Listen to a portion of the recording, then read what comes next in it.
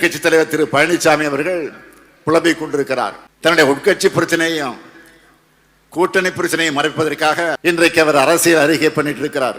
இந்த அறிக்கையாவது ஒழுங்கா செய்திகளை படிச்சு உண்மையான நிலவரம் தெரிஞ்சு வெளியிடுகிறார்னா அதுவும் கிடையாது. ஆட்சிக்கு வர்றதுக்கு முன்னாடி உங்கள் தொகுதியில் ஸ்டாலின் நான் உங்களை எல்லாம் சந்திச்சப்போ பெட்டிகளை வாங்கின மனுக்கள் என்ன ஆச்சு அப்படின்னு கேட்டிருக்கிறார். அரசு சார்பில் பத்திரிகை செய்தி பிரஸ் ரிலீஸ் கொடுக்கிறோம்.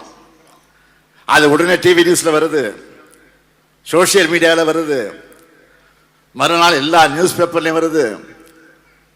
அப்பவும் செய்திகளை பார்க்க மாட்டேன் படிக்க மாட்டேன் அடம் பிடிச்சு இப்படி அறவே காட்டுத்தனமா அறிக்கைகளை விட்டு கொண்டிருக்கிறார் நம்முடைய எடப்பாடி பழனிசாமி அவர்கள்.